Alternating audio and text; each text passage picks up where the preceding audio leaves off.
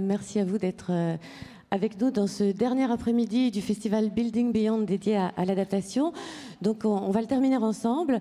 On l'a commencé mardi matin avec Elénie Mirvilli qui nous a rappelé que la question de l'adaptation s'appliquait principalement à un enjeu essentiel qui est celui des pics de chaleur. D'ailleurs, on n'en est pas loin et je vous invite à vous procurer un canotier, c'est-à-dire un chapeau de paille rigide si vous en avez le besoin. Donc on a commencé avec cet enjeu qui est celui d'une chaleur excessive, de pics de chaleur. Et donc on va cet après-midi s'attacher à prendre la mesure d'une autre chaleur qui est la chaleur humaine. La chaleur humaine, c'est la vocation de ce festival dont l'ambition est de rassembler des acteurs RIS, des chercheuses, des sachanteux, pour les engager à faire ensemble.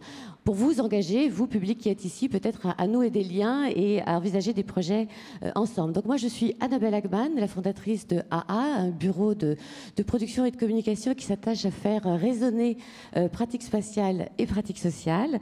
Et je remercie Mathieu Lerondeau et Lucas Tiffin pour leur invitation à construire cette journée, notamment cet après-midi, autour de l'adaptation. Et je suis partie, comme souvent, du pied de la lettre. Et le pied de la lettre, c'est aussi un petit peu le pied du mur.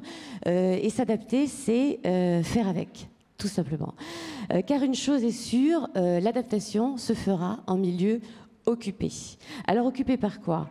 Par des bâtiments dont certains ont besoin de rénovation, du fait de leurs performances énergétiques qui sont parfois déplorables ou parfois qui sont dans des états de vétusteté qui ne permettent plus d'y vivre ou d'y travailler. Le milieu, il est occupé aussi par des infrastructures, on en a parlé, des ponts dont on ne sait pas comment ils vont tenir quand ils ont été construits il y a 400 ans, que vont devenir les joints de dilatation quand la Seine va les submerger. Des villes aussi qui sont parfois dans des situations littorales ou autres qui les exposent à un certain nombre de périls. Mais n'oublions pas que tous ces bâtiments, ces infrastructures et ces villes ne servent qu'à une seule chose, permettre aux humains que nous sommes de se développer. Donc l'enjeu numéro 1 de la réduction des pics climatiques, pour repartir de ce constat que j'ai formulé, l'enjeu numéro 1 de l'adaptation, ça n'est pas de protéger nos biens, ça n'est même pas de protéger nos ressources, même nos ressources alimentaires, c'est même pas encore de protéger nos activités, nos capacités à travailler, mais il s'agit de protéger notre santé. Parce qu'il en va de notre survie. Et Elénie Mirvilli l'a rappelé en introduction de ce festival. Alors, Elénie Mirvilli, c'était l'ancienne adjointe au maire de Athènes, qui est maintenant la Chief Heat Officer de l'ONU. Et elle a rappelé que la santé, la vie, c'est l'objectif numéro 1 de l'adaptation. Et venant d'une grecque, je ne suis pas étonnée qu'elle place la question de la santé humaine, de la préservation de nos vies comme la priorité absolue. Dès lors, si on veut s'adapter, impossible d'ignorer celles et ceux qui sont déjà là, c'est-à-dire les habitants des logements comme des territoires. En gros, ce sont les citoyens, hein, c'est vous et nous. Et ces citoyens, c'est parfois ceux qu'on voit moins parce qu'ils sont petits, notamment les enfants, ceux qui sont minorisés, ceux qui sont invisibilisés, ceux qui sont silenciés, hein, comme dirait Pierre Rosanvallon, et notamment ceux qui ne sont pas doués de parole, comme les non-humains. Donc l'adaptation se fera avec tous, au collectif, ça c'est une question, ou bien est-ce qu'elle se fera avec chacun à l'individuel? Comment on peut inclure tous et planifier à la fois? De quel côté on se place? Et est-ce qu'on peut s'affranchir de ce côté ou de ce trait de côte? Qui décide et qui met en œuvre? Est-ce que c'est possible que ce soit les mêmes? Et avec quels outils?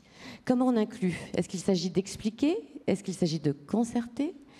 Est-ce qu'il s'agit de faire participer ou de participer, ou enfin de co-construire? Comment on peut s'emparer de tous ces outils? Et selon quel périmètre aussi? Est-ce que c'est à l'échelle d'un bâtiment? Est-ce que c'est à l'échelle d'une copropriété? Est-ce que c'est à l'échelle d'un quartier? À l'échelle d'une presqu'île? Voilà les questions que je voudrais aborder avec vous cet après-midi. Alors, on voit que l'adaptation engage certainement des scénarios multiples de contribution. Et la contribution, c'est pas qu'une question d'argent, mais c'est aussi une question d'argent. Donc il va falloir envisager le défi climatique non pas peut-être comme un défi pour tous, mais comme l'a rappelé Cécile Duflot aussi ce matin, on est en France le pays en Europe le plus exposé aux aléas climatiques, donc être le plus vulnérable, c'est aussi peut-être la chance d'être le plus avant-gardiste. Donc peut-être qu'on a l'occasion ou l'opportunité de passer du « il faut que » à on pourrait. Donc c'est peut-être une occasion, donc un mal pour un bien. Alors il va falloir faire avec. Et avec qui? Avec les constructeurs. Donc j'en profite pour saluer Sofiane Aouchiche, qui est directeur d'activité chez GTM Bâtiment, qui est, rappelons-le, une filiale de Vinci. Il faudra faire avec les bailleurs. J'ai à côté de moi Cécile Bellard-Duplantis, qui est DG de Paris Habitat, directrice générale de Paris Habitat depuis 2 ans. Donc Paris Habitat, c'est l'office public HLM de Paris. Avant cela, vous étiez directrice générale de Archipel Habitat, donc l'office Habitat de Rennes Métropole.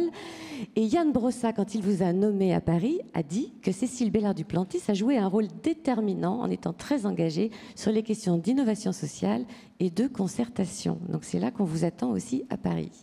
Alors faire avec, c'est aussi faire avec les consultants en stratégie territoriale. Et j'ai à côté de moi Nicolas Rio, qui est auteur de cet essai, qui n'est pas un pamphlet, qui est sur mes genoux, qui s'appelle « Pour en finir avec la démocratie participative ». Et enfin, il faudra faire avec les élus. Et à ma droite, Nicolas Escache, vous êtes maire adjoint de la ville durable de Caen. Donc avec vous, j'aimerais qu'on puisse engager un débat qui soit réellement participatif, mais aussi avec vous, le public. Et pour enclencher ce changement de paradigme auquel l'adaptation nous invite, j'aimerais commencer par vous poser la question, vous inviter à poser des questions pour qu'on puisse ensemble peut-être définir un horizon d'attente commun pour ce débat. Donc, quelles seraient vos questions? Pourquoi êtes-vous venu ici? Qu'attendez-vous de ce débat? Quel serait pour vous le futur souhaitable dont vous voulez parler avec ces professionnels qui sont là pour vous écouter? Donc, je veux bien prendre une question initiale du public, s'il y en a une. Monsieur. Merci beaucoup. Je suis Haman, architecte. Si je suis venu à cette réunion, c'est pour justement rencontrer Madame la directrice générale de Paris Habitat, parce que nous sommes une association qui s'appelle CICAD, et cette association organise, dans le cadre des Journées européennes du patrimoine, les visites des architectures de Paris Habitat dans le 5e arrondissement, 18e arrondissement, 19e arrondissement, pour montrer au public français et étrangers, pour dire que la brique, c'est un matériau noble. Mais je sais que Paris Habitat a engagé beaucoup de rénovation. Elle pourra nous dire comment est-ce qu'on peut parler de l'adaptation. Merci. Très bien. Est-ce qu'il y a une autre question que quelqu'un avait en tête? Bonjour. Dans son livre, Nicolas Rio propose d'en finir avec la démocratie participative. Je voulais savoir si vous... Et notamment parce qu'il faut revaloriser, il faut transformer la démocratie représentative. Est-ce que c'est vraiment valable justement dans ce contexte-là de co-construction de la ville et d'adaptation climatique? Et est-ce que justement, au contraire, la démocratie participative n'est pas incontournable? Merci. Alors l'objet, c'est pas nécessairement de répondre maintenant, c'est d'avoir en tête ces questions. Comme on vous l'a dit, à l'issue de ce débat qui va durer à peu près 1 heure, on pourra se partager en 2 groupes pour que vous puissiez directement dialoguer avec nos intervenants. Mais peut-être que moi, je vais vous poser une question. On va faire une votation rapide à la Suisse. Donc, Nicolas Rio propose d'en finir avec la démocratie participative. Donc, je voudrais que lèvent la main ceux qui pensent qu'il faut en finir avec la démocratie participative. Rapide vote. Qui pense qu'il faut en finir avec la démocratie participative? Levez la main, s'il vous plaît. Ça, c'est le livre. Hein. Moi, je ne vote pas. Je vous montre le livre. Alors, Nicolas Rio, vous êtes bien seul. Vous avez le droit. Ah, ça, c'est génial. Celle qui a été choisie pour ses capacités en concertation nous dit qu'elle veut en finir avec la démocratie participative. Quelqu'un d'autre? Vous aussi? Voilà, et vous aussi, monsieur, et vous aussi, madame. Vous voyez, vous avez au moins 5. Mais quand même, vous partez de loin avant d'engager ce débat. Donc merci pour cet horizon qui s'est un petit peu dessiné ensemble. Et je vais commencer par me tourner vers vous, Sofiane Aouchiche. Donc vous, l'adaptation, très clairement, ça résonne à vos oreilles sous les termes de rénovation. Parce que GTM Bâtiment réhabilite, si je ne me trompe pas, environ 8000 logements par an. 90% des chantiers que vous menez le sont en milieu occupé, comme on dit dans le jargon. Et donc, je veux bien que vous nous expliquiez qu'est-ce que ça veut dire pour un constructeur et aussi pour ses équipes de débarquer en site occupé. Bonjour et merci pour l'invitation. Pour les slides, du coup. Donc effectivement, j'étais un bâtiment, une filiale de Vinci qui fait de la réhabilitation du logement, de l'habitat. On intervient aussi dans la restructuration des bâtiments à usage d'habitation. Donc on réhabilite effectivement la question d'aujourd'hui, et si s'adapter, c'était faire avec. Moi je dirais évidemment oui, parce que c'est ce qu'on fait. Un projet de réhabilitation milieu occupé, c'est avant tout un projet, pour nous, un projet humain. Donc on réhabilite, comme vous avez dit, plus de 8000 logements, la plupart en milieu occupé. Donc on n'a pas le choix que de prendre en fait les habitants en considération. Donc on ne peut pas demander à nos clients, comparé Habitat, de vider ces bâtiments pour réhabiliter. Donc déjà, c'est un coût monstrueux. En même temps, techniquement, ce n'est pas envisageable. Donc, réhabiliter en milieu occupé, c'est faire avec pour faire avec les habitants et pour les habitants. Donc, comme on voit en fait sur la photo, en fait, une réhabilitation en milieu occupé, si on prend en considération un chantier classique où il y a de la technique, où il y a l'aspect budget financier, ce qui se rajoute en fait à une opération comme ça en milieu occupé, c'est l'aspect effectivement humain, où ça soulève des enjeux cruciaux, notamment en fait l'acceptabilité en fait sociale, la qualité de vie pendant les travaux en intervention, donc la qualité de vie des résidents, des habitants.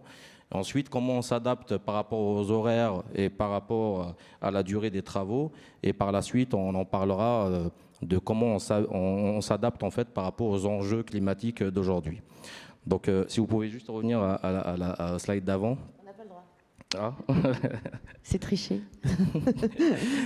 Donc, on n'a pas le droit? Non, allez, pour vous. Donc, du coup, la photo, clairement, que j'ai choisie pour illustrer l'acceptabilité sociale, la première photo, ça résume un peu, en fait, ce qu'on fait quand on arrive dans un site, en fait, en milieu occupé. C'est Clichy-sous-Bois, donc une réhabilitation de 1200 logements en copropriété, donc une copro qui est en faillite.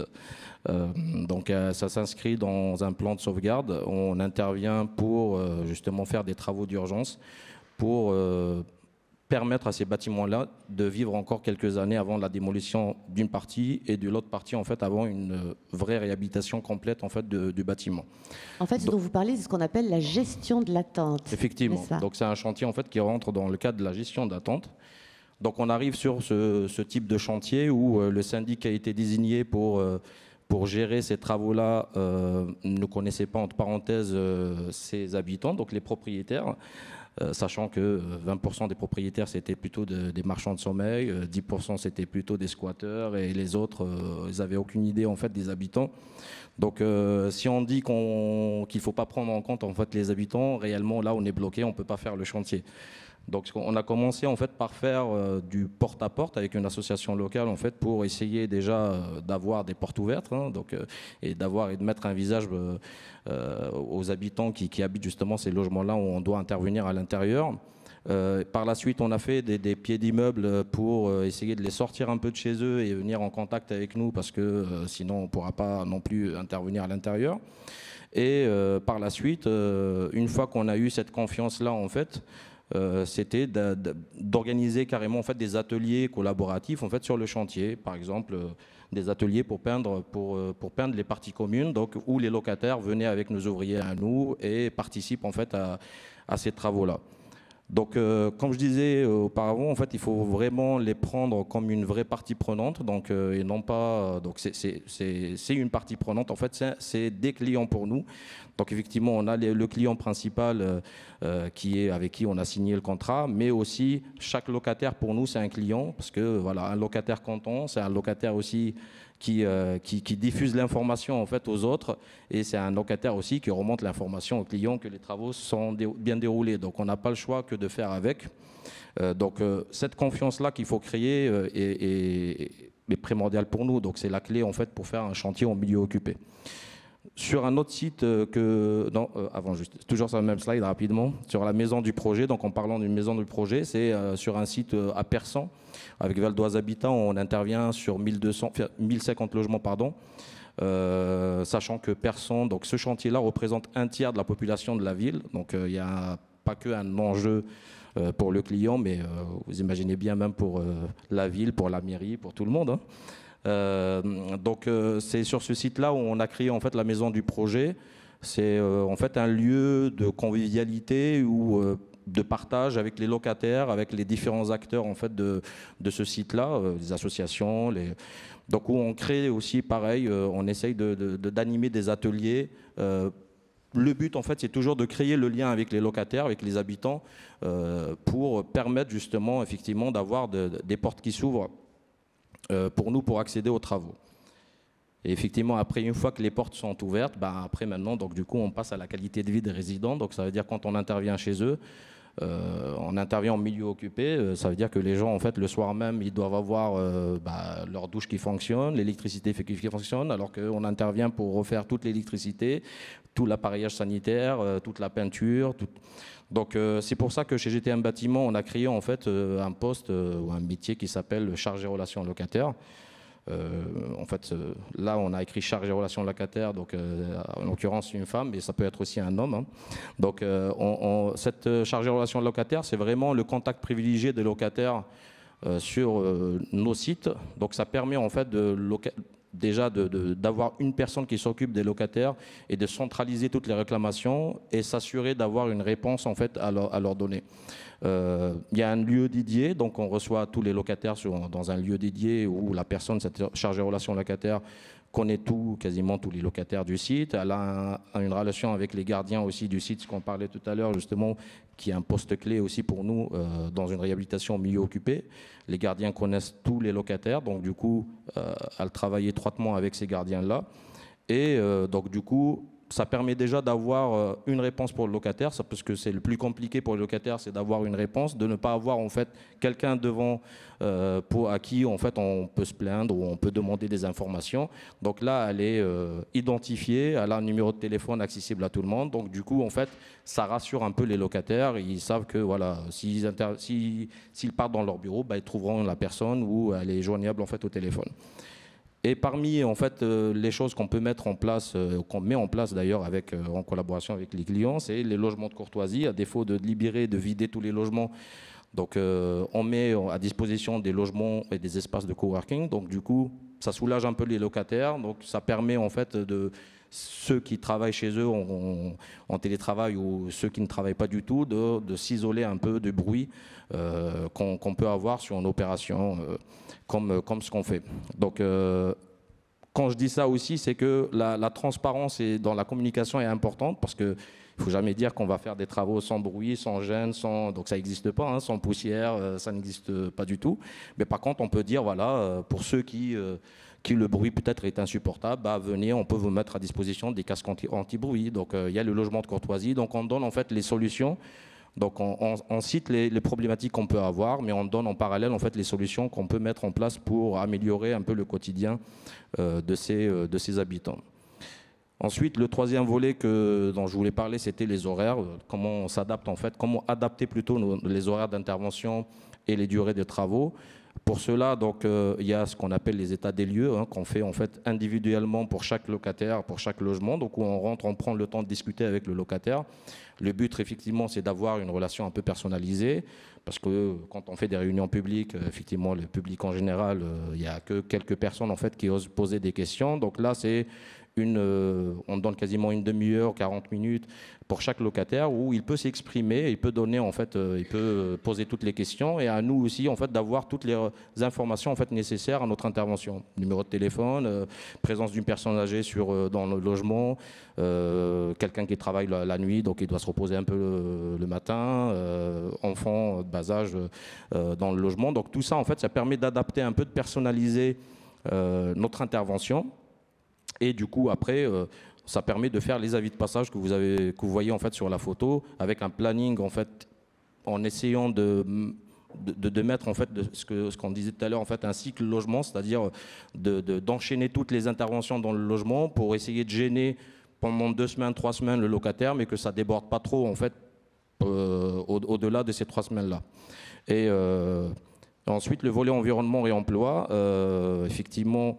on s'adapte sur le site parce que de toute façon, on dépose des portes, par exemple, ici sur la photo de gauche, on dépose des portes palières pour les remplacer. Donc, on en profite pour les réutiliser en porte de cave, en réutilisant les ossatures bois, les dormants que vous voyez, en fait, le cadre bois.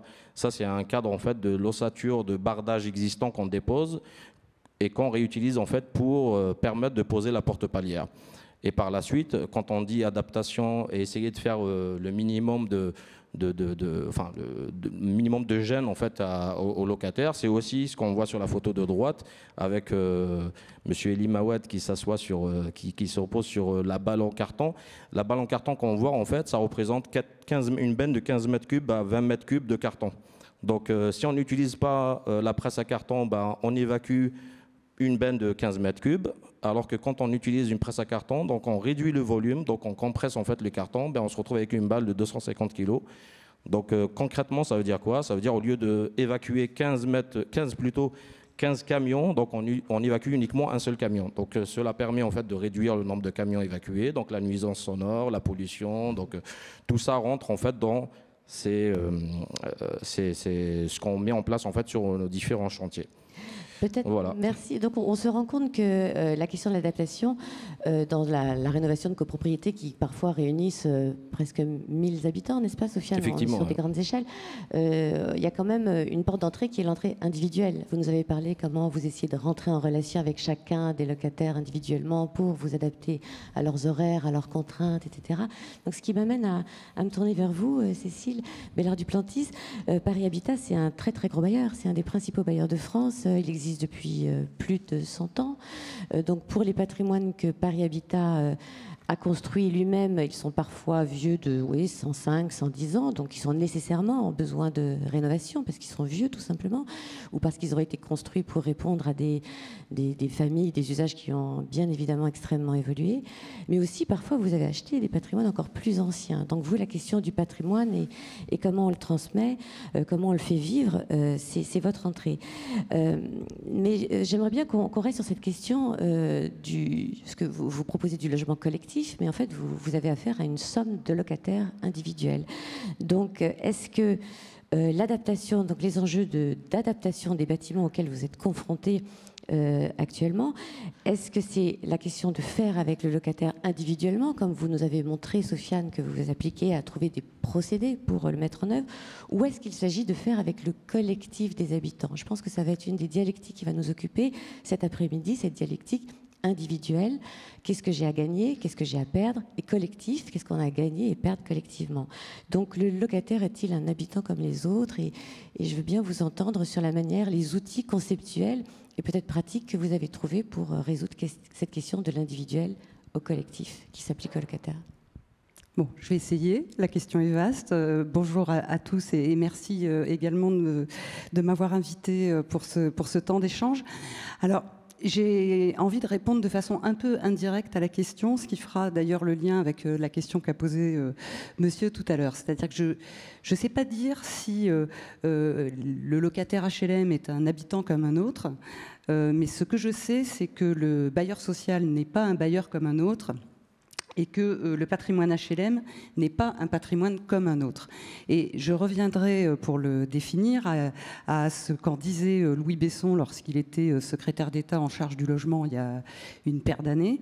Et il disait, pour qualifier le patrimoine HLM, que c'était le bien commun de la nation. Et en réalité, dire que c'est un bien commun de la nation, ça veut dire deux choses. Ça veut dire d'abord que c'est un patrimoine inaliénable, c'est-à-dire un patrimoine qui va durer dans le temps, qui n'a pas vocation ni à être démoli, ni à être vendu pour trouver un autre statut. Et puis la deuxième chose que ça dit, c'est que les locataires n'y sont que de passage. Alors quand je dis ça en écho avec les débats actuels sur la loi logement, il ne faut pas se méprendre, hein. Ça ne veut pas dire qu'il faut inviter les locataires à en partir, mais c'est pour dire que, quoi qu'il arrive, le patrimoine, il nous survivra à tous. Et que dans 100 ans, puisqu'il a déjà plus de 100 ans, en 100 ans, il a connu plusieurs locataires et à l'avenir, il en connaîtra encore plusieurs. Et tout ça, c'est consubstantiel en fait au patrimoine HLM. Et donc, en tant que bailleur pas tout à fait comme les autres, en charge de prendre soin d'un patrimoine pas tout à fait comme les autres. Notre responsabilité, c'est laquelle ? C'est celle d'assurer tout à la fois la pérennité et l'adaptation de ce patrimoine. Et c'est vraiment avec cette responsabilité-là en tête que nous abordons à la fois la question de la réhabilitation et celle de la place des habitants dans la fabrication, de la transformation de leur cadre de vie. Et quand je dis la place des habitants, c'est évidemment la place des habitants d'aujourd'hui, mais aussi la place des habitants de demain. Ce qui répond un petit peu à la question que vous posiez. Le locataire HLM est-il un habitant comme un autre ? Oui, certainement. Hein, si on parle du droit, le locataire HLM a le même droit que tout habitant à être consulté, à être partie prenante des décisions qui vont transformer son cadre de vie. Et puis, le locataire HLM est aussi un habitant pas comme les autres, parce que c'est pas la même chose que d'être propriétaire, c'est pas la même chose que d'être locataire du privé, c'est pas la même chose que d'être son voisin, que chacun a son expérience de son habitat, du cadre de vie qui est le sien. Chacun a ses attentes, a son histoire. Et évidemment, c'est à tout ça qu'il faut nous adapter, en faisant en sorte d'être à l'écoute à la fois de chacun des habitants dans son histoire individuelle, mais aussi du collectif, et le collectif tel que il existe, mais tel aussi qu'on est amené à se le représenter, surtout quand il s'agit d'anticiper des besoins que nous ne connaissons pas, puisque ce sont ceux des habitants de demain. Je peux me permettre de rebondir sur ce que vous dites. Vous dites que oui, c'est un habitant comme un autre. Vous aviez dit aussi qu'un bâtiment, ça ne s'entretient pas contre la volonté des habitants, et notamment les locataires. Et les locataires sont des habitants comme les autres, on l'a vu. Cependant, dans le logement social, on sait que les locataires souvent sont bien contents d'avoir ce logement, et que même si on sait que dans le fond, on est tous de passage, n'est-ce pas, et que potentiellement, il y a un parcours résidentiel pour les locataires et qu'on s'attend à ce qu'ils déménagent quand leur situation personnelle, financière, familiale, leur âge va évoluer, mais en réalité, ça n'est pas le cas. Non pas qu'ils s'accrochent, mais parce que la marche pour aller autre part est souvent trop haute, n'est-ce pas ? Donc, ces locataires sont souvent bien contents, et ils ont bien raison d'avoir ce logement. Et donc, la question de peut-être pouvoir revendiquer, d'avoir des attentes, de prendre la parole, elle se pose différemment quand on est le locataire d'un logement social où à d'autres endroits de la société, on peut avoir une parole qui est minoritaire, que dans d'autres copropriétés ou que pour un citoyen normal. Je veux bien que vous entendiez sur cette question. Alors, les locataires ont évidemment des attentes particulières à notre égard. Je ne sais pas si c'est parce que ils sont en quelque sorte captifs, enfin c'est ce que vous dites, hein, captifs de leur habitat, parce que économiquement, n'ayant pas nécessairement la capacité à aller vivre ailleurs, c'est vrai que ça fait de nos locataires des personnes qui vont rester longtemps, et surtout qui investissent dans leur logement autant que ce qu'on peut voir par ailleurs du côté des propriétaires, par exemple. C'est-à-dire qu'ils sont effectivement conscients que de toute façon, ils vont l'habiter longtemps, cet habitat-là. Donc c'est vrai qu'ils ont des attentes particulières. Enfin, si c'était ça le sens de votre question, je peux l'illustrer. Hein. Vous savez, les taux de rotation qui sont les nôtres, hein, dans le parc HLM, Paris Habitat, c'est 3,8% du taux de rotation annuelle, ce qui veut dire que d'une année sur l'autre, 96% des locataires sont les mêmes. Hein. Mais ce que je voulais dire aussi, peut-être plus précisément, pour mettre en écho ce que Sophia nous a expliqué, on a l'impression que peut-être aussi chez vous, les habitants, les locataires subissent, qu'il faut déjà leur expliquer. C'est pas eux qui sont demandeurs de cette transformation, n'est-ce pas ? Chez vous non plus, c'est pas vraiment eux qui sont demandeurs de cette transformation des logements. Donc comment on peut vraiment mettre en place une dynamique du faire avec, qui soit sur un pied d'égalité, où on est tous partie prenante d'une dynamique de transformation qui engage une qualité individuelle d'habitat, mais aussi des enjeux collectifs qu'on a rappelés en introduction. Est-ce que vous voulez continuer ? enfin, pour répondre précisément à cette question-là, je pense que ce qui est important surtout, c'est d'être dans la sincérité de l'échange, parce qu'ils ne sont pas demandeurs, mais c'est pas tout à fait anormal qu'ils ne soient pas demandeurs. C'est ce que je disais tout à l'heure, c'est-à-dire que nous, on a une responsabilité aussi qui consiste à assurer la pérennité et l'adaptation du patrimoine à un certain nombre d'enjeux qui ne sont pas forcément ceux sur lesquels les habitants nous attendent, même si, au fond, quand on en parle, ils sont conscients aussi qu'il y a la nécessité d'intervenir sur le patrimoine pour assurer dans le temps sa sécurité, pour assurer dans le temps sa performance énergétique, pour assurer dans le temps qu'il puisse remplir durablement sa fonction d'accueil, y compris parfois quand ça passe par des transformations assez lourdes des logements, et qui ne vont pas bénéficier d'ailleurs aux locataires d'aujourd'hui, mais là, pour le coup, vraiment aux locataires de demain. Donc ce qui est important, c'est à travers le processus de co-construction et de dialogue, de bien être clair sur ce qui relève de la responsabilité du bailleur et des décisions que de toute façon on sera amené à prendre, qui ont elles aussi leur potentiel de variabilité et on va pouvoir tenir compte de ce qu'est la réalité des habitants dans la finesse de la réponse qui va être apportée. Mais enfin, globalement, ce sont des choses qu'il va falloir qu'on traite quoi qu'il arrive.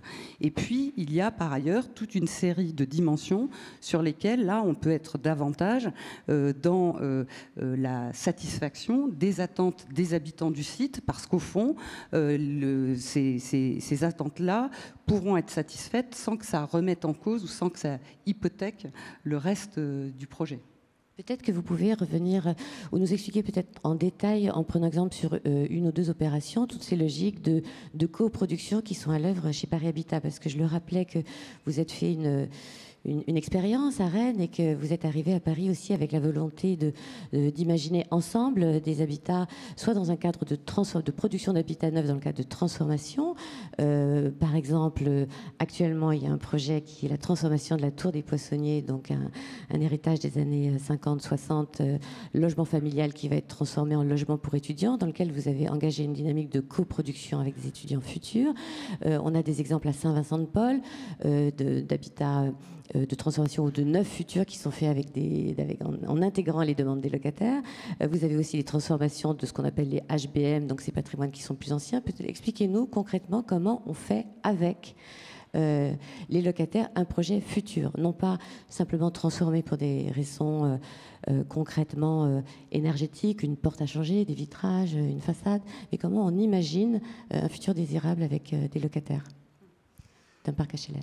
Alors, les différents exemples que vous avez cités sont tout à fait différents, parce que c'est vrai que si on parle de la Tour des Poissonniers, on va faire avec les futurs occupants, mais ça veut dire qu'à un moment donné, il a fallu faire avec ceux qui étaient les occupants et qui sont partis du site. Donc, comment on fait avec eux pour aussi travailler un parcours résidentiel qui soit désirable pour eux et pour que l'opération de transformation ne se traduise pas finalement pour eux par une éviction en réalité, c'est-à-dire le fait de leur dire qu'il y a un futur qui va se fabriquer à cet endroit-là et qui se fera sans eux. C'est la vérité. Donc comment, effectivement, avec ces habitants-là, on leur dit que leur futur, il sera peut-être pas à cet endroit-là, mais il sera peut-être ailleurs. Il faut aussi qu'on le fasse et qu'on l'organise de façon très positive. Et puis, il y a la photo qui défile. Ce qui constitue quand même pour nous l'essentiel de notre intervention, c'est la réhabilitation du patrimoine avec les habitants qui y sont, avec parfois des patrimoines qui offrent un potentiel de diversification et de restructuration important qui va permettre aussi, dans le même temps, d'imaginer l'occupation future, mais dans une forme de compromis qu'on va trouver sur le site pour aussi permettre à ceux qui désirent y rester, d'y rester dans un habitat qui soit reparti pour une tranche de vie importante.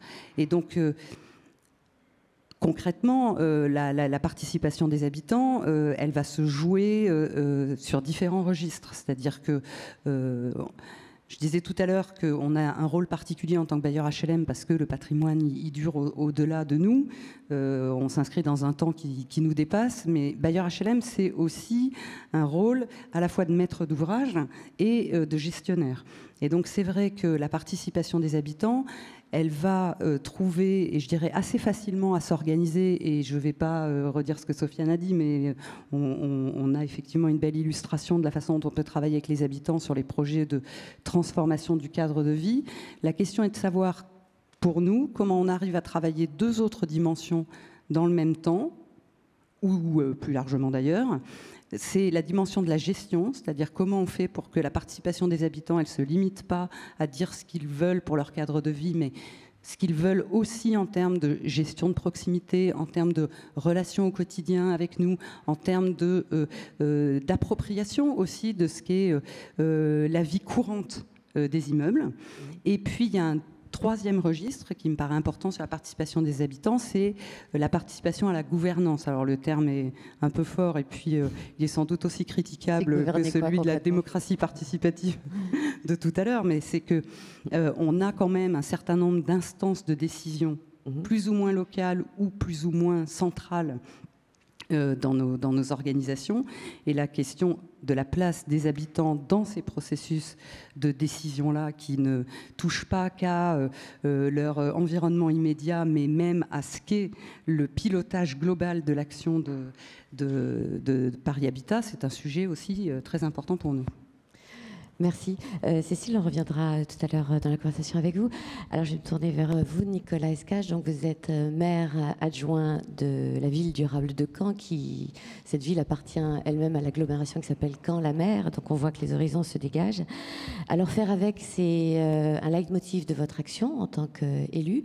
Et la question du faire avec, on l'a vu comment on le traitait avec les locataires qui sont tenus dans une relation de réciprocité par un contrat avec des bailleurs. Mais vous, la question du périmètre se pose à l'échelle du territoire. Donc on fait avec, mais jusqu'à où et quel est le périmètre contributif de cette avec, et quels sont les outils qui vous permettent de les délimiter? Peut-être allez-vous nous parler de la carte? Tout à fait, tout à fait. Un géographe parle toujours de la carte de toute façon. Il y a un point Godwin où la géographie est ramenée à la carte. Merci de votre invitation dans ce lieu qui est magnifique, que je découvre, qui est un beau lieu pour penser l'avenir. Je vais peut-être commencer par... Je vais atterrir sur un projet très précis, le projet de la presqu'île, qui a une particularité cannaise puisqu'on a mis sur pause un projet assez monumental en raison de la prévision climatique. Mais peut-être avant, recontextualiser un peu le territoire de Caen-la-Mer. Caen-la-Mer, c'est 275 000 habitants. Vous voyez la carte ici, une cinquantaine de communes, dont 110 000 à Caen. Donc c'est un territoire très périurbanisé. Et vous voyez sur la carte ici de droite qu'évidemment, Caen est très proche de la mer. C'est 11 km entre la ville-centre de Caen et la mer.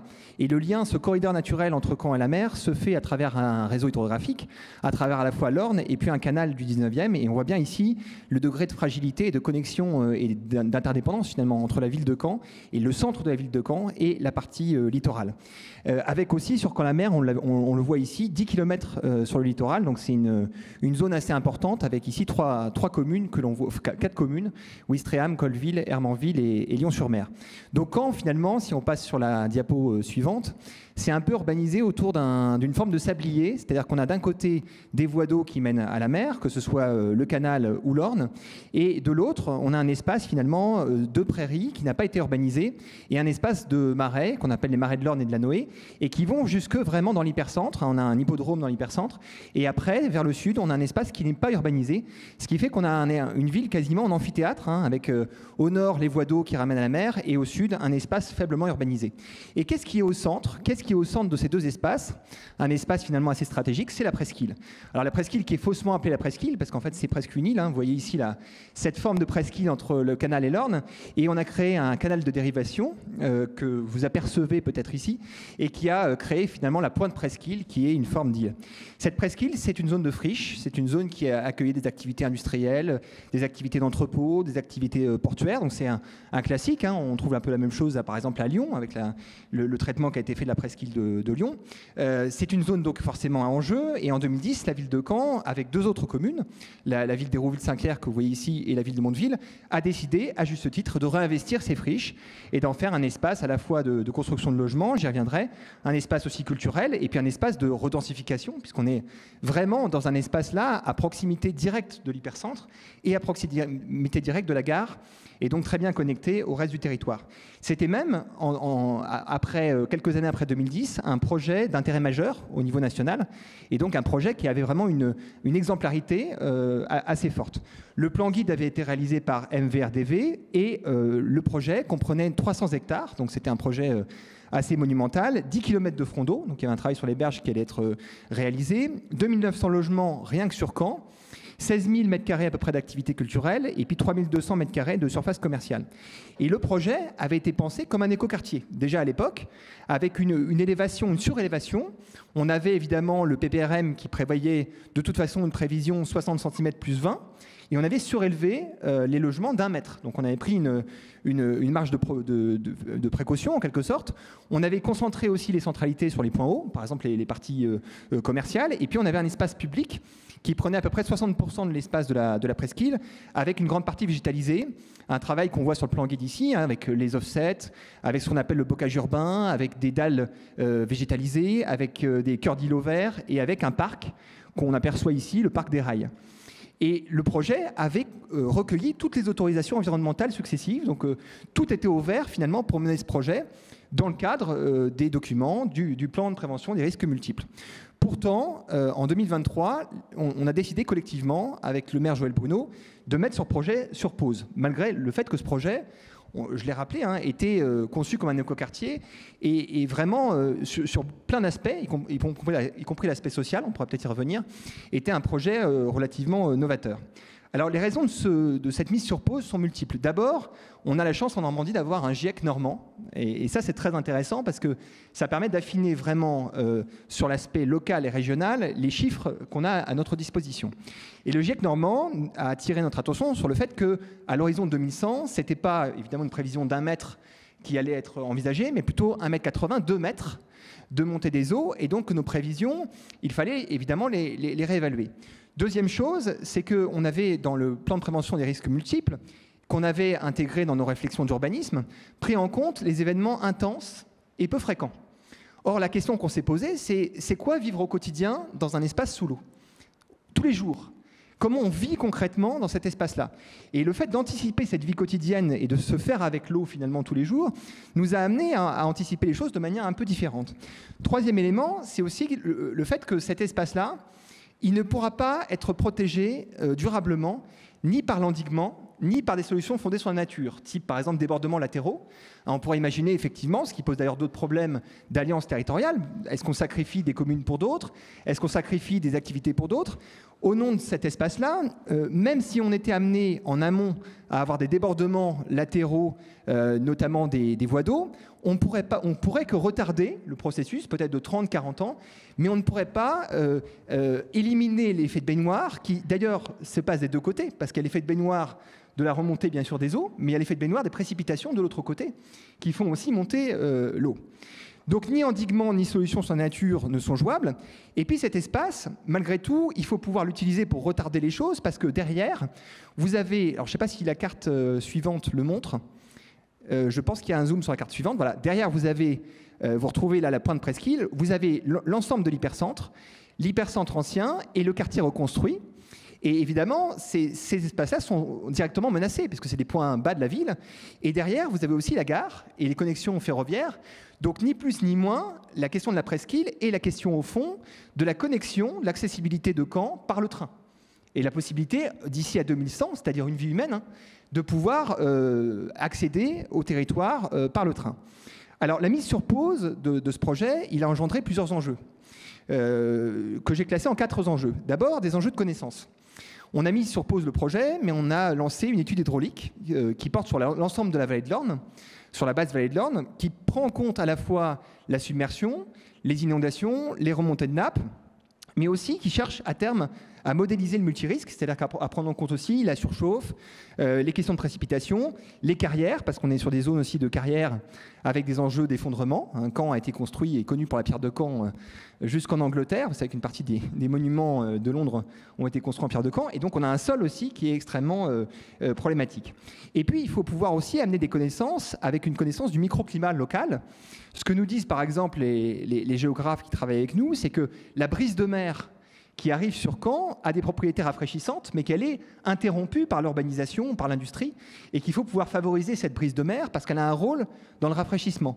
De la même manière, les vents du sud, qui sont des vents qui, pour la plupart, ont une propriété plutôt de réchauffement, qui traversent la prairie, vous voyez ici la prairie et la zone non urbanisée, se rafraîchit au contact de la prairie et donc accentue l'effet de rafraîchissement. Donc il faut pouvoir travailler quelque part sur le microclimat local. Donc premier enjeu, c'est les enjeux de connaissance. Deuxième enjeu, les enjeux opérationnels. On en a un peu parlé ce matin.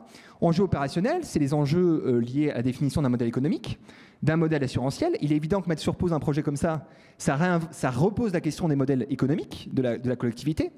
C'est aussi un modèle urbanistique, ça veut dire qu'il va falloir travailler de manière presque quotidienne l'urbanisme transitoire, l'urbanisme dynamique qui devient d'un seul coup une norme, mais il ne faut pas non plus tomber dans l'urbanisme Kleenex, c'est-à-dire que ce n'est pas parce qu'on va faire pour 30, 40 ans qu'on va programmer avec une forme de presque d'événementialisation de l'urbanisme qu'il faut tomber dans un urbanisme jetable ou Kleenex, et donc il faut gérer ces temporalités avec une bonne intelligence. Troisième type d'enjeu, c'est les enjeux géographiques. Et ça pose des questions de périmètre sur lesquelles je vais revenir brièvement pour terminer. Mais ça pose des questions d'alliance, évidemment, entre les communes, de solidarité territoriale. Quels sont les espaces qui peuvent entrer en relégation dans les territoires à risque? Est-ce qu'il y a un risque, à l'inverse, pour d'autres espaces, d'une clubisation des ressources, de garder finalement les ressources pour soi? Et puis, ça pose des questions, des enjeux micro, qui sont des enjeux micro liés au quartier, à la restauration du pouvoir d'agir et à la restauration des liens. Et je vais prendre deux exemples de politiques publiques que nous avons menées. Un exemple avec les cartes et puis un exemple lié à la question de la sobriété et du low-tech. Puisqu'il faut à la fois raisonner donc, sur quelque part la petite et la grande échelle. Alors pour les géographes, c'est l'inverse. Hein. Donc, la petite échelle, c'est les grands périmètres et la grande échelle, c'est quand on zoome. Il faut pouvoir raisonner sur les deux. Et notamment pour pouvoir approfondir ces liens. Parce que la résilience va se nicher dans les solidarités et dans les liens. La première politique qu'on a menée dans le cadre de Caen quartier en transition, c'est une politique de définition des identités de quartier, des échelles de quartier et des solidarités de quartier. On s'est demandé au fond comment on peut créer de la résilience avec des circuits courts de compétences ou des circuits courts de solidarité. Et on a utilisé pour ça la carte à plusieurs niveaux. D'abord pour cartographier les ressources et les risques, très concrètement.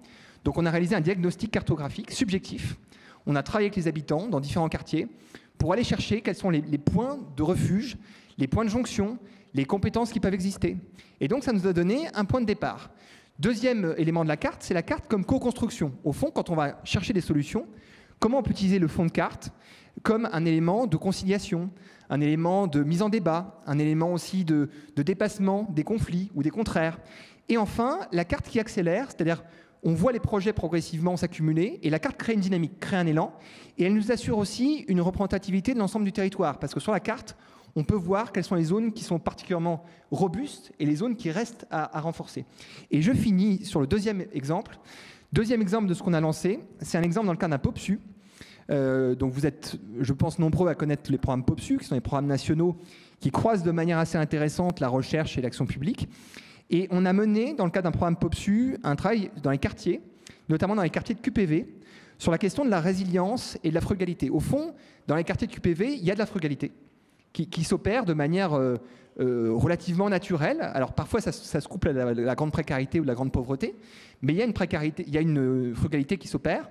Elle ne s'appelle pas transition, mais elle est un point de départ intéressant. Et on s'est intéressé aux questions de périmètre. Vous posez les questions de périmètre. Au fond, cette frugalité partagée, à quel périmètre elle s'opère? Est-ce que c'est une frugalité de quartier? Est-ce qu'il y a de l'intra-quartier? Est-ce qu'elle s'opère au niveau d'un immeuble ou d'un groupe d'immeubles, d'un îlot? Est-ce qu'elle s'opère au niveau d'une rue, de liens intrafamiliaux, de liens professionnels, associatifs?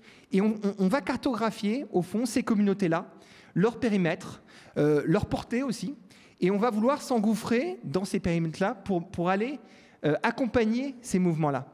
Il ne s'agit pas là d'être en top-down et d'aller donner des préconisations dans ces espaces, mais plutôt que la force publique puisse accompagner de manière fine les solidarités, les configurations qu'on va trouver, qui sont différentes d'un quartier à un autre. Et on travaille avec des sociologues, notamment sur de l'enquête, on travaille sur de la cartographie pour en capaciter, au fond, ces collectifs dans des régimes de résilience, avec des lieux, mais on en reparlera, qui sont des lieux de référence et des lieux refuges pour penser la transition. Oui, vous venez de mentionner la force publique qui pourrait accompagner, mais la force publique peut-elle accompagner? C'est un petit peu la question qu'on va voir avec vous, Nicolas Riault. Donc nous, ici, on s'est tous réunis autour d'une anxiété, une éco-anxiété qui est face à l'adaptation, comment sortir du deuil, de la sidération, pour engager des futurs souhaitables et pourquoi pas être à l'avant-garde de stratégies ou d'imaginaire renouvelé. Vous, votre point de départ, c'est une autre anxiété, c'est la démo-anxiété. Alors est-ce que faire avec, c'est un moyen de sortir de la démo-anxiété ou de l'éco-anxiété, de la crise en général? Et finalement, est-ce que crise démocratique et crise écologique se rejoignent? Est-ce que c'est la même chose? Vous avez raison, on voit bien à quel point ces deux anxiétés, éco-anxiété et démo-anxiété dont on parle dans le livre, sont complètement imbriquées. Merci beaucoup pour l'invitation à l'équipe de Léonard et à vous, Annabelle.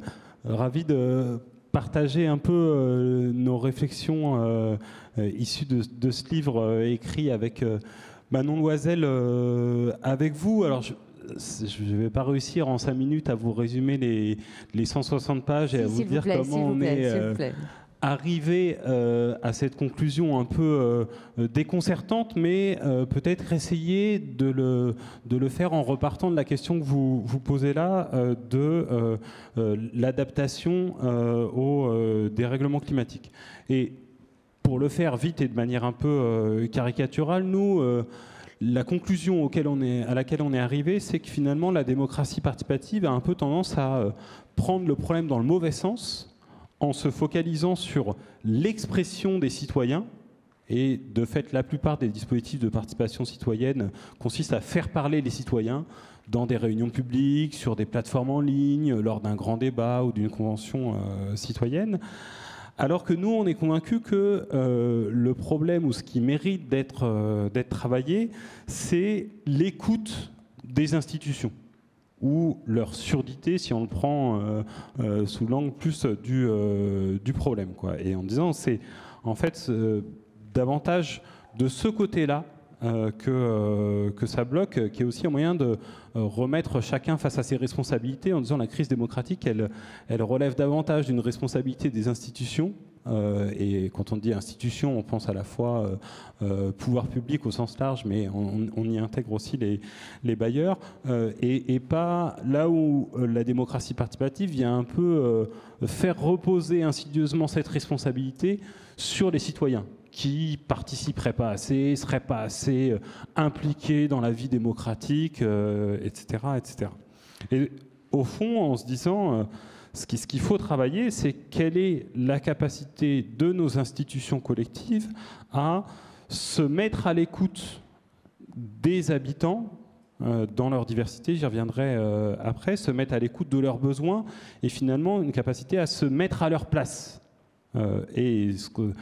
Pour leur apporter la garantie que leur situation sera prise en compte dans les actions qui seront menées. Parce que, au fond, et c'est un peu comme ça que j'avais envie de, par une pirouette, jouer avec votre titre sur le faire avec, de se dire mais qui doit faire avec qui, quoi.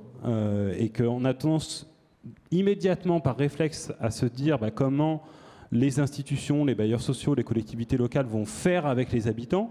Moi, ça me donne envie de le renverser en disant mais en fait comment les habitants vont pouvoir faire avec leurs institutions, parce qu'en fait au quotidien c'est surtout eux qui doivent faire avec le dérèglement climatique. Et donc le premier point et qu'on développe dans le livre, c'est en fait, prendre en compte et se mettre à la place, se mettre à l'écoute, c'est d'abord et avant tout faire l'effort de se mettre à la place d'eux. Et ça, on peut le faire sans même forcément faire parler les citoyens, et on peut les faire parler sans faire l'effort de se mettre à leur place. Et peut-être quelques exemples pour rendre ça plus concret. Nous, c'est un travail qu'on avait fait ces dernières années, donc avec Manon Loisel, on a une petite agence qui s'appelle Partie Prenante, et ça fait plusieurs mois qu'on travaille pas mal sur le renouvellement des contrats de ville et la situation des quartiers populaires. Et on avait fait un atelier avec des professionnels de la politique de la ville un peu partout en France, consacré à cette question de l'adaptation et de la gestion des canicules. Et en se disant, mais ça veut dire quoi quand on se met à la place de ces habitants qui habitent en QVV, faire avec ou faire face aux canicules. Et avec des éléments assez concrets qui ressortaient, déjà en prenant conscience que ce qui nous semble, vu des institutions, être de l'ordre d'une question prospective et en fait une question immédiate qui se pose de plus en plus fortement tous les étés, avec des habitants qui appréhendent la saison estivale qui arrive, des préoccupations très concrètes aussi en disant en fait, suite à la canicule de 2003, on a beaucoup mis l'accent sur les personnes âgées. Mais on se rend compte avec la hausse de la fréquence et de l'intensité des canicules, y compris le fait qu'elle arrive plus tôt dans l'année, la question qui se pose de plus en plus fortement, c'est celle des jeunes enfants. Notamment, ça veut dire quoi être une famille monoparentale, une mère célibataire avec 3 à 4 enfants dans un logement mal isolé, quand en plus l'école va vous dire « Ah ben non, désolé, il fait trop chaud, l'école est mal isolée, donc on ferme l'école, école à la maison ». Et donc, qu'est-ce que ça produit pour ces habitants-là? D'autres qui nous disaient en fait, ça vient mettre en exergue des problèmes déjà à l'œuvre, mais qui prennent une toute autre dimension en situation de canicule. Les pannes d'ascenseur, par exemple, c'est déjà pas pratique au quotidien, mais allez remonter vos packs d'eau quand il fait 40 degrés dans la cage d'escalier. Ou dernier élément qui revenait, je crois d'ailleurs que c'était à Caen qu'on nous avait cité cet exemple en disant des canicules, on n'en a pas tant que ça, mais elles commencent quand même à arriver, et on voit que ça pose aussi tout un tas de tensions sur l'usage de l'espace public, et notamment de l'espace public la nuit. Et des conséquences de la densité urbaine, quoi. Parce que en fait, qui dit canicule dit décalage des horaires, qui fait que les espaces publics vont aussi davantage vivre en gros entre 21h et minuit, 1h du matin, parce que c'est les seuls moments où ils vont être vivables. Mais comme en même temps tout le monde dort les fenêtres ouvertes parce qu'il y a besoin de faire rentrer la fraîcheur, du coup il y a crispation, tension de voisinage un peu exacerbée. Et donc on voit bien à travers ces 3 exemples que ça nous amène à formuler les questions d'adaptation de manière assez différente qu'on pouvait se les formuler au départ sur le mode un peu programme de rénovation ou d'isolation des logements, et de prendre conscience que l'habiter, il dépasse largement l'espace du logement pour aller et sur les parties communes et sur les espaces publics, quoi. Donc ça, c'est le premier aspect de se mettre à la place d'eux et inverser, inverser les points de vue pour adopter plutôt le point de vue des habitants. Mais on voit bien qu'il ne suffit pas de faire ça, et qu'il faut aussi pouvoir assumer le point de vue de l'institution. Et je trouvais ça très fort ce que vous disiez, de dire en fait, nous on a une double fonction qui est de garant en tant que bailleur, qui est d'assurer à la fois le bien-être de nos locataires, mais le bon entretien et la bonne résilience de notre patrimoine, quoi. Et donc là c'est aussi, et c'est quelque chose qu'on essaye fil qu'on essaye de tirer dans le livre, c'est comment on assume une forme de divergence d'intérêts entre les locataires occupants et les bailleurs sociaux, quoi. Et divergence d'intérêts qui est souvent un peu tabou quand on parle de démocratie participative, qui est un peu obsédé par cette idée du consensus, comme si tous ensemble on allait pouvoir faire ensemble des choses géniales, alors que pour nous le dialogue ne peut s'engager en confiance que si on assume qu'on n'a pas les mêmes espaces de contrainte et qu'on n'a pas les mêmes responsabilités, comme vous le dites, quoi. Et la question, c'est, une fois qu'on assume ça, comment on rend le dialogue possible. Nous, ce qu'on essaie de tirer dans le livre, c'est dire il faut passer de la concertation à la négociation. Et donc, comment on organise aussi une forme de négociation la plus démocratique possible entre les habitants et leur organisation collective, et les bailleurs en charge des immeubles, les collectivités en charge des espaces publics et des équipements publics, etc. Alors, ce passage à la négociation, il pose plein de problèmes et on n'a pas toutes les solutions. On en est bien conscient de, en fait,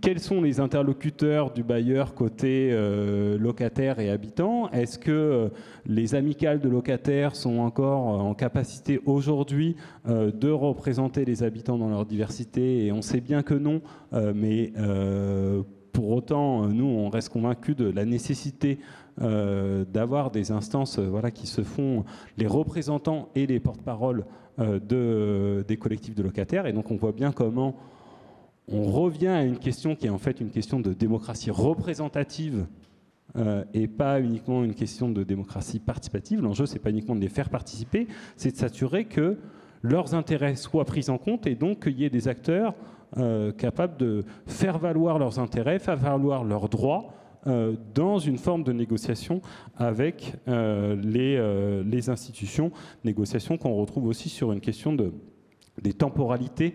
Nous, c'est ce qui m'a marqué aussi, moi, dans l'atelier qu'on avait fait sur quartier populaire et canicule, de ce décalage de temporalité entre des acteurs publics focalisés sur des opérations de rénovation lourdes, et effectivement on en a besoin à long terme, et des habitants qui viennent en disant nous c'est plutôt un sujet d'urgence, et le problème c'est qu'en fait quand l'urgence arrive, on a le sentiment d'être un peu livré à nous-mêmes et de ne pas avoir le soutien qu'on attend, quoi.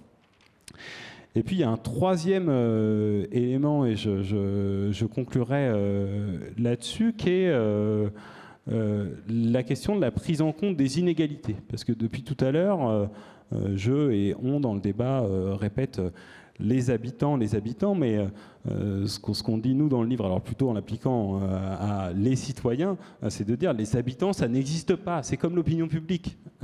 C'est un agrégat qui masque en fait des situations extrêmement hétérogènes et surtout des inégalités très forte, quoi. Et ce qui nous pose problème avec la démocratie participative, c'est qu'elle vient souvent mettre de côté ou parfois invisibiliser cette question des inégalités de tout type, mais notamment socio-économiques, quoi. Et je vous prends là aussi un exemple là-dessus plutôt ancré sur les questions d'adaptation, qui est la question de l'accès aux frais.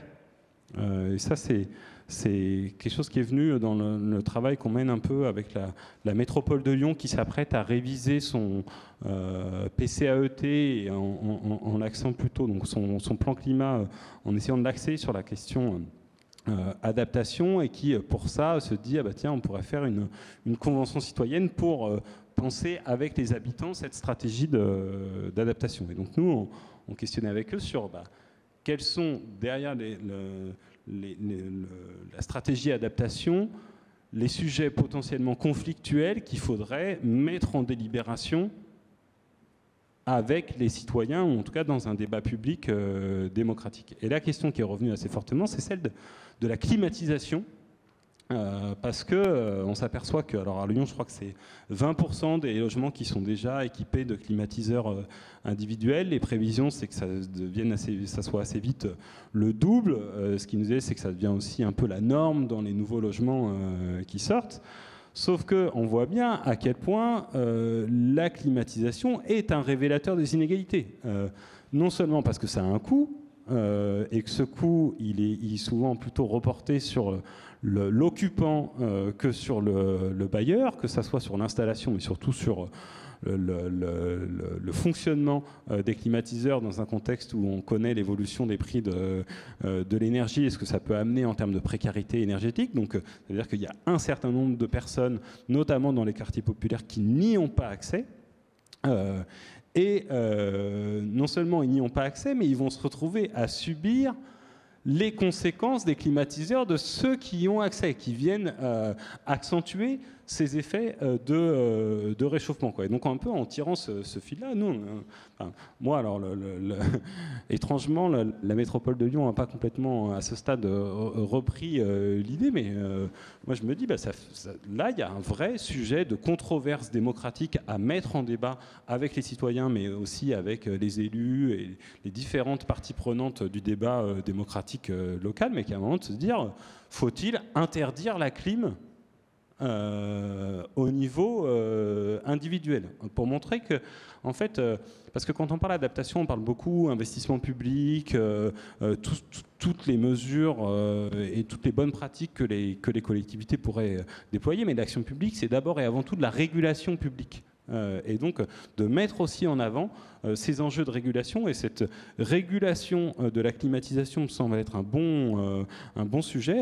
Je le formule sur faut-il interdire la clim individuelle, mais on pourrait aussi dire faut-il rendre obligatoire la clim collective dans certains équipements publics, à commencer par les crèches et les écoles primaires. En tout cas, quelle régulation publique pour garantir ce qu'on pourrait appeler un droit aux frais, qui va devenir un élément, en fait, un droit fondamental face au dérèglement climatique, et comment, au-delà de ce droit, on garantit surtout l'égalité de l'accès à ce droit aux frais. Et là, on se rend compte que voilà, c'est loin d'être simple, et c'est là-dessus qu'on a besoin d'acteurs publics et de régulation publique. Vous commenciez, Nicolas Rio, et c'est le point de départ de votre livre, dire que la crise démocratique, son terreau, c'est l'impression d'un grand nombre de concitoyens, en particulier les Gilets jaunes, hein, c'est de là dont parlait votre ouvrage, de ne pas être entendus. On pourrait aussi formuler ensemble l'hypothèse que la crise de la démocratie, elle est liée à peut-être un manque d'incarnation. Un manque d'incarnation. C'est-à-dire la démocratie, elle s'incarne où ? Et moi j'ai l'intuition quand même que la plus petite échelle de l'expérience démocratique, de l'expérience citoyenne, c'est celle de l'habitat. Parce que dans l'habitat, quel que soit l'habitat, locataire, propriétaire, maison individuelle, quartier, ensemble collectif, on se pose toujours la question de avec qui on vit. Déjà dans sa cellule de logement, mais aussi ses voisins, avec qui on vit, qu'est-ce qu'on partage, une salle de bain, une chambre d'amis collective, un couloir, un jardin, à quoi on contribue, des corvées, je descends les poubelles, je paye les charges pour le voisin, mais je paye le parking, mais j'ai pas de parking, de quoi je profite aussi. Donc on pourrait imaginer ensemble que l'échelle habitante, celle qu'on essaye d'aborder ensemble, ça pourrait être un point de départ pour réengager une vision convergente, démocratique d'un futur souhaitable. Et donc je vous laisse les uns et les autres intervenir, bien sûr, si vous le voulez, mais je voudrais revenir sur ce geste incroyable que vous avez fait à Caen, c'est que vous avez mis sur pause. C'est un rêve de mettre sur pause. Ça me fait penser à ce film de GB Doillon, L'an 01, on arrête tout et on réfléchit. Et donc les uns les autres, arrêtez tout, mais aussi vous confronter au faire avec, donc à des désirs habitants, citoyens. Où est-ce que ça vous a amené vous-même à vous repositionner ? Comment en êtes-vous sorti transformé ? Qu'avez-vous compris de vos métiers, de vos pratiques ? Où est-ce que vous avez changé ? C'est un rêve, mais c'est surtout un gros défi. C'était un très gros défi parce que je parlais tout à l'heure des questionnements économiques, des questionnements assurantiels. Ça repose en fait le jeu d'acteur complètement, ça repose les fondations du jeu d'acteur. Ça pose des questions aussi dont j'ai peu parlé d'imaginaire. C'est-à-dire que mettre sur pause, c'est pas un imaginaire. Et donc là, le travail qu'on va mener, notamment dans le cadre du millénaire, l'année prochaine, il se trouve qu'on fête le millénaire de la ville de Caen, qui est l'occasion de revenir sur l'histoire de la ville de Caen, qui est connectée à l'eau, qui est fortement connectée à l'eau, et de se projeter aussi quelque part dans les années qui viennent. Et on va mener un travail avec l'IMEC. Alors ça peut paraître étonnant que des élus s'enferment quelque part à l'IMEC, qui est l'Institut des mémoires de l'édition contemporaine. On va s'enfermer à l'IMEC avec des auteurs de science-fiction, avec des paysagistes, avec des architectes.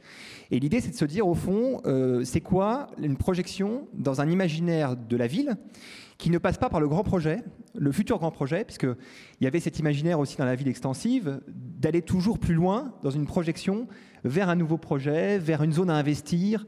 Au fond, cette poursuite de l'extensif, quoi, de l'extensif. Et là, l'idée, c'est de se dire, il faut qu'on puisse projeter un imaginaire positif, une trajectoire collective, finalement, de ville, qui ne passe pas par ces formes-là.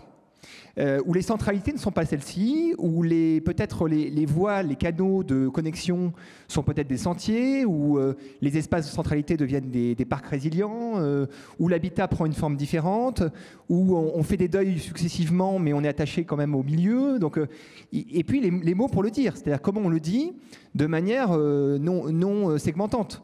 La question de la transition aujourd'hui, c'est une question qui quand même échappe énormément aux priorités du quotidien de la majeure partie de la population. Donc comment on en parle, et comment on en parle en rebondissant sur les pratiques des différents quartiers. Donc il y a un gros enjeu qu'on va mener évidemment sur ces questions-là. Et puis vous évoquiez la question aussi du rôle des individus dans les quartiers. Il y a un rôle dont on parle peu aussi, c'est ces passeurs au sein des quartiers. Au fond, dans chaque quartier, vous avez des personnalités. Alors, parfois, ce sont celles qui, effectivement, monopolisent les réunions publiques, l'espace public, mais parfois, c'est aussi des personnes qui ont une mémoire du quartier, qui jouent un rôle de lien entre les générations. Et je sais que les bailleurs le savent très bien. Quand on arrive, quelque part, à avoir une connexion avec ces personnes-là, on débloque un certain nombre de freins, on peut maximiser un certain nombre de choses. Donc, il y a un travail, je pense, à mener, qui est un travail d'éveil, parce que la question de la transition, c'est un décalage entre des mutations qui sont sans commune mesure depuis sans doute 400, 500 ans, et puis des formations à ces questions-là qui sont insuffisantes dans les formations initiales. C'est-à-dire qu'on a devant nous des habitants qui n'ont pas été formés au collège, au lycée, à l'université, aux transitions. On sait qu'aujourd'hui, 76% des formations n'abordent pas ces questions de climat et de transition.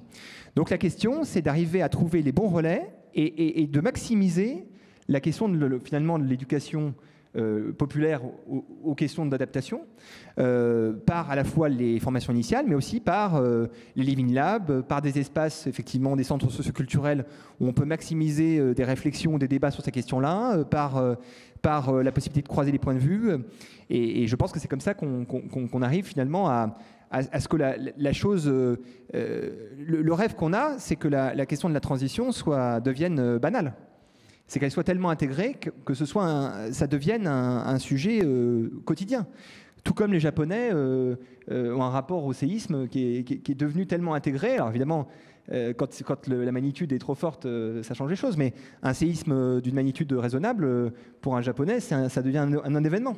Parce que tout est organisé autour de ça. Donc c'est ça qu'il faut qu'on prépare. Et ça demande un travail de structuration très fort. Et pour moi, dans le passage finalement de l'apprentissage et de la connaissance. Ça demande aussi le sentiment d'une communauté de destin qui soit partagée. Exactement. D'appartenir au même périmètre. Exactement. C'est ça qu'il faut arriver à pousser, c'est cette trajectoire finalement commune, au-delà de son logement ou de sa rue, c'est d'arriver à tisser un lien biorégional finalement au territoire, au milieu, qui permette d'injecter cette trajectoire-là. Dans le parc de logement social, cette question de la communauté de destin se pose avec une acuité particulière, dans la mesure où les locataires sont des attributaires du logement. Certains sont là depuis longtemps, d'autres plus récemment. Rarement, ils ont choisi vraiment leur logement. C'est-à-dire, on leur a laissé le choix entre 1, 2, 3, ils sont là. Donc, ils n'ont pas choisi leurs voisins, ils sont là par défaut. Et du coup, on peut imaginer, ou on peut rêver, ou peut-être vous l'avez vous-même clairement abordé, que ces grandes opérations de transformation qui arrivent une fois tous les 30 ans, 20 ans pour un immeuble. Je ne sais pas, Charles Hermite, la dernière fois qu'il a été rénové, vous nous le direz, mais n'est-ce pas aussi l'occasion d'engager tout le monde dans le même temps? C'est-à-dire, là, pour les 2 ans qui viennent, nous devons engager collectivement une transformation de notre cadre de vie, et c'est l'occasion peut-être de sceller et de redéfinir les règles du jeu d'une communauté de destin qui prend la forme d'une communauté d'habitat. Est-ce que vous pouvez témoigner de cet réengagement-là?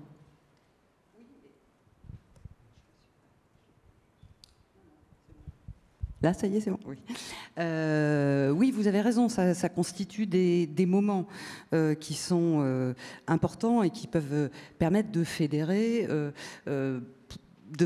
autour de l'idée qu'on va pouvoir habiter ensemble, oui. Habiter ensemble et fabriquer ensemble le futur. Après, la question de savoir si ça, c'est de la démocratie, je ne sais pas tellement répondre à cette question, en fait. C'est-à-dire que j'aime assez l'idée des intérêts divergents ou des attentes divergentes ou des histoires divergentes, enfin, parce que c'est pas forcément qu'une question d'intérêt, mais et celle de la nécessité de trouver des voies de négociation enfin, ou des voies de passage par la négociation, et l'idée plutôt de partager la décision avec des entités qui jouent pas toutes le même rôle et qui n'ont pas toutes la même légitimité, en n'essayant pas de ramener la décision d'une partie de ce tout à la légitimité de l'autre. Enfin, je ne sais pas, je vais le reformuler un peu différemment, mais quand vous évoquiez le fait qu'on ait besoin de passer par des relais qui pourraient malgré tout être les porte-paroles des autres habitants parce qu'on ne va pas pouvoir être dans une approche purement individuelle. En fait, je ne sais pas s'il faut les considérer comme des porte-paroles. Je pense qu'il faut les considérer comme un individu en tant que tel. C'est-à-dire que le groupe qui se constitue à un moment donné devient un individu avec lequel il faut aussi composer comme avec tous les autres. Mais il n'a pas une espèce de statut de super locataire ou de super interlocuteur qui aurait capacité à parler pour les autres. Moi, je dis souvent, quand on a signé un contrat avec les locataires, parce qu'on est une institution, mais on est avant tout un bailleur qui est lié avec chacun de ses locataires par un contrat. Quand les locataires signent un contrat avec nous, certes, c'est peut-être pas en se disant qu'ils vont y rester toute leur vie, et pourtant c'est bien ça qui va arriver, mais enfin, ils se disent surtout pas qu'à ce moment-là, ils ont abandonné une partie de leur souveraineté, une partie de leur capacité à décider les choses par eux-mêmes ou à donner leur avis par eux-mêmes, et qu'il y a des habitants autodéclarés représentants qui vont le faire à leur place. Donc nous, il faut qu'on arrive en fait à la fois prendre en compte ce que sont ces collectifs qui se constituent, mais sans qu'ils se substituent à chacun des locataires avec lequel on a à discuter. Après, qu'il y ait des champs de la discussion qui ne relèvent pas du dialogue bilatéral, mais qui relèvent de ce qu'on réussira à fabriquer en commun, oui, et c'est là-dessus, quand je disais tout à l'heure qu'il faut être assez clair et sincère sur ce qu'est le périmètre de la décision partagée. C'est encore une fois, il ne s'agit pas de tous arriver à une décision, ce qui est d'ailleurs une autre question de la démocratie, c'est la question du vote et la question de la loi de la majorité. Est-ce que ça a du sens quand on travaille un projet de transformation de l'habitat que de considérer qu'il y a une majorité? Pourtant, on fait voter les habitants, hein. Et s'il y a une majorité de voix, mais qu'est-ce que ça veut dire? Ça veut dire que parce que 51% des locataires ont approuvé tel projet, alors les 49% autres doivent le subir. Donc, c'est sans doute pas, enfin, la comparaison entre les processus démocratiques et les processus de participation et de co-construction de la ville ou de l'habitat, je pense qu'elle se heurte à quelques limites, enfin voilà, que je viens de dénoncer. Je trouve la discussion hyper intéressante. Moi, ça m'évoque trois petits rebonds. J'essaye de faire bref, mais ce que vous dites sur la majorité, je trouve ça très juste et je le mets en lien avec ce que nous présentait Sofiane Aouiche sur le qu'est-ce que ça veut dire intervenir en bâti occupé. Et effectivement, intervenir en bâti occupé, s'il n'y a que 55% des gens qui sont d'accord, mais 45% des gens qui laissent leur porte fermée et qui refusent de faire des travaux chez eux, c'est tout le chantier qui est mise à l'arrêt, quoi. Et donc on voit bien l'enjeu de passer d'une logique majoritaire à plutôt une logique de consentement sur comment on fait pour s'assurer que l'intégralité des occupants consentent à faire des travaux, parce que chacun a le sentiment que le compromis qui s'en dégage prend en compte chacune de leurs situations, quoi. Et ça fait le lien avec le deuxième rebond que je voulais faire par rapport à votre question, Annabelle, sur quand on fait des grands travaux dans une résidence sociale, ça fait aussi un moment qui forge un destin commun. Et ce que je trouve intéressant, c'est de mettre en avant le paradoxe où à la fois ça crée une communauté et ce destin commun de dire on va tous être confrontés aux mêmes travaux sur le même patrimoine, et en même temps on va chacun le vivre différemment. Parce que qu'on soit là depuis 25 ans ou là depuis 6 mois, ça ne va pas du tout avoir la même signification. Qu'on se projette de bientôt partir avant la fin des travaux ou d'y rester dans 30 ans, on ne voit pas du tout de la même façon le retour sur investissement que supposent les travaux. Et je trouve que c'est la force de du fonctionnement démocratique que de donner à la fois à voir à la fois le poids des interdépendances qui fait qu'on participe tous d'une même communauté de destin, et en même temps que cette communauté, on la vit chacun différemment, et donc on a une opinion différente sur cette question, chacune étant également légitime à celle d'à côté, quoi. Non, je voulais juste rebondir sur je pense qu'il y a une question quand même sur la montée de l'intérêt général. Et quand je parlais d'éveil, c'est aussi comment on arrive à embarquer autour de cette question du jeu d'échelle, de l'intérêt général.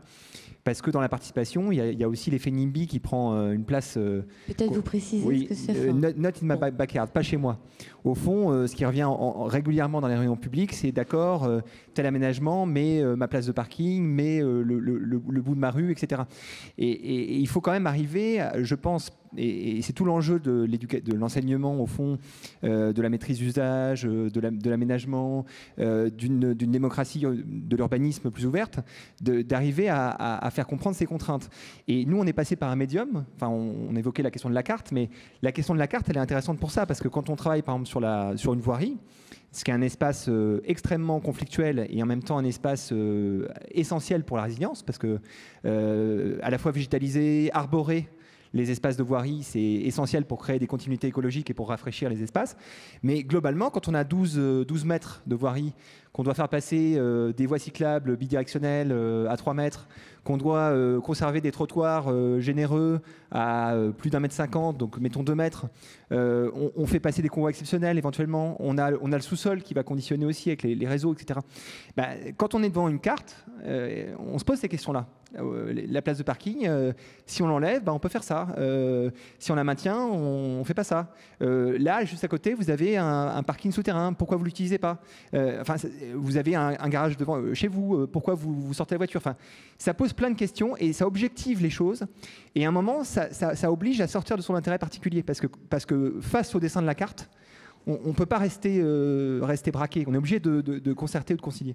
Et c'est là où je trouve que votre récit, c'était le troisième rebond que je voulais faire, pardon, je fais bref, mais sur le récit de la mise en pause du projet de la presqu'île, vous dites ça ne fait pas un imaginaire de mettre sur pause. Moi, je suis plutôt convaincu du contraire. Enfin, je suis, en vous écoutant, frappé de l'imaginaire que dessine cette mise en pause, à la fois par sa capacité à justement faire la preuve de toutes les interdépendances, de dire en fait ce projet on le met en pause parce que sinon ça nous obligeait à sacrifier soit les habitants du centre-ville qui allaient se retrouver inondés, soit les habitants des communes qui allaient devoir absorber les crues, etc. Donc je trouve qu'au contraire c'est porteur d'un imaginaire très fort autour aussi de cette question du deuil. Ça fait plusieurs fois qu'on parle de cette notion du deuil, et nous, en travaillant sur les enjeux de bifurcation écologique, on trouve que en fait, l'imaginaire, il passe pas que par des belles histoires désirables, il passe aussi par cette expérience du deuil